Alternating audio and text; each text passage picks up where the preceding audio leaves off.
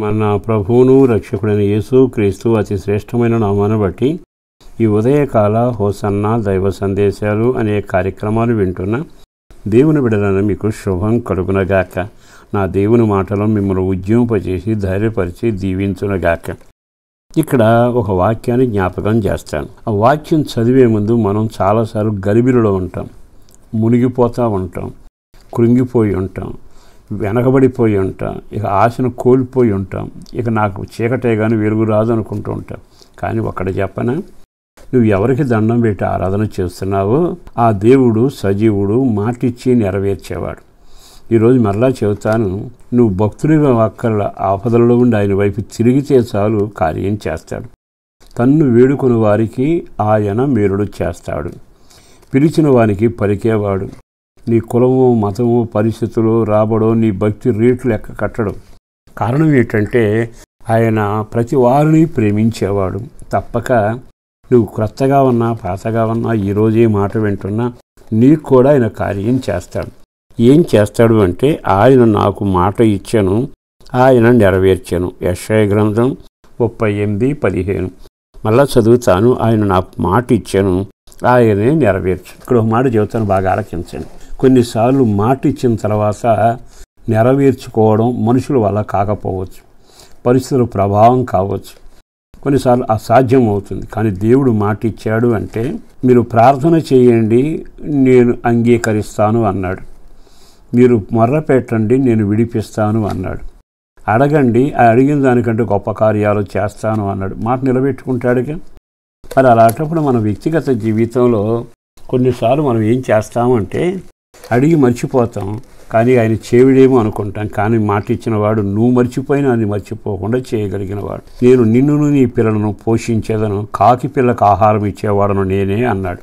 కాకి పిల్ల అరిస్తేనట ఆయన ఆహారం ఇస్తాడంట. ఆయన ఎవరు? కాకి పిల్ల స్థాయి ఏమిటి అంటే మాట కట్టుబడి కార్యాలు చేసేవాడు. ఓసారట పిల్లల అనాథ ఆశ్రయంలో ఆ రోజు తినడానికి భోజనం ఏమీ లేదట. లేకపోయేటప్పటికి ఆ దైవజనుడు వాళ్ళు నడిపిస్తున్నవాడు గదిలోకి వెళ్ళి ప్రార్థన చేస్తూ, అయ్యా బిడ్డలను జ్ఞాపకం చేసుకుని సమృద్ధిని కలుగు చేయవా అంటూ ఉండగా పిల్లలందరూ డైనింగ్ టేబుల్ దగ్గర కూర్చుని చిన్న పాట పాడి, ప్రభువా మమ్మల్ని పోషిస్తాను, కాకిపిల్ల ఆహారం నేను పెట్టేవాడని నేను మీకు ఇవ్వనా అని వాగ్దానం చేశారుగా, దయచేసి మా విషయంలో సమృద్ధైన ఆహారం దయచేయండి అంటూ చిన్నపిల్లలు నేర్చుకున్న వాక్యాలను నమ్మి ప్రార్థన చేయడం మొదలుపెట్టారు. ఈ లోపల ఒక ఆసామి వచ్చి, మీ పాస్టర్ గారు ఎక్కడని అడిగితే ఆ పిల్లలు పాస్టర్ గారిని బయటికి పిలిచారు. ఆ పాస్టర్ గారు బయటకు వచ్చాక ఇతను చెప్పిన మాట ఏమిటంటే, నేను ఒక యజమాని దగ్గర నుంచి వచ్చానండి, మా ఇంట్లో శుభకార్యం జరుగుతుంది, విస్తారమైన వంటలు చేశాం, కానీ ముగింపుకు వచ్చేటప్పటికి ఆ ఇంట్లో ఉన్న ఒక ముసలాయన చనిపోయాడు, అన్నీ ఆగిపోయాయి.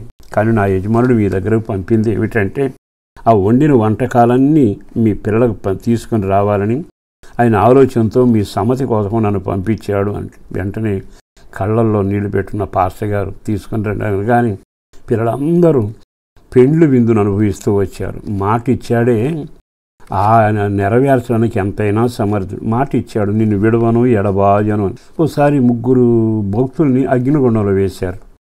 కానీ విచిత్రం ఏంటి తెలుసా, వాళ్ళంతా కాలిపోతారనుగా 4వ వాడిగా నిలబడ్డాడు. ఎందుకో తెలుసా, నేను మాట ఇచ్చాను రక్షిస్తానని. వాళ్ళ మధ్యలోకి వెళ్ళి మంటల మధ్యలో నిలబడ్డాడు. ఆ దేవుడే నీ దేవుడు, నా దేవుడు కదా, ఎందుకు కంగారు పడుతున్నారు? ఒక క్షణం జీవం కలిగిన దేవుని వైపు తిరగండి. మనుషులు నమ్మారు, మాట తప్పారు, డబ్బును నమ్మాం, అక్కడికి రాలా, వైద్యును నమ్మాం, కుదరలా, ఏమన్నా జరగని నీవు ఈ పరిస్థితులు ఉన్న సహోదరి సహోదరులారా, దండం పెట్టి మీకు చెబుతున్నా, మీరు క్రొత్తవాడైనా పాతవాడైనా ఏ సమస్యలో మీరు కృంగిపోయి నాకు ఎటు సహాయం రాదు అనుకున్నా ఆయన వైపు తిరగండి. మాటిచ్చి నెరవేర్చేవాడు, మీ కొరకు ఎంతటి కార్యానైనా చేయగలిగిన వాడు. అడుగుడి మీకు ఇవ్వబడును, అది ఆయన మాట. మీరు అడగండి ఈ రోజున మీ ఇంట్లో, నా ఇంట్లో భార్యాభర్తల సఖ్యత లేదయ్యా, పిల్లలు బాగుండలేదయ్యా, కాలేజీ సీట్ రాలేదయ్యా, మా ఇంట్లో ఆర్థిక ఇబ్బందులను అడుగుతున్నాను, సాయం చేయమని ఆ మాట అనండి. వెంటనే కార్యాలు చేసి మాట నిలబెట్టుకుంటాడు. అట్టి వాని ద్వారా మీరు దీవించబడి సాక్షులుగా ఉంటూ సంతోషంతో మీ జీవితం కొనసాగునగాక. పరిశుద్ధుడును ప్రేమామడైన ప్రభు వందనాలయం. అపారమైన నీ ప్రేమను బట్టి ధన్యవాదాలు. నీ సన్నిధిలో చేస్తున్న ప్రార్థనకు జవాబు కలగాలి. కుటుంబాలను దీవించండి. మాటిచ్చి నెరవేర్చేవాడు కుటుంబాల పట్ల కార్యం చేయండి. వాళ్ళ అవసరాలు ఏదైనా, ఇరుకు ఇబ్బందులు ఏదైనా, ఎలాంటి పరిస్థితుల్లో ఉన్నా ఈరోజు కార్యం చేయబోతున్నందుకు వందనాలు.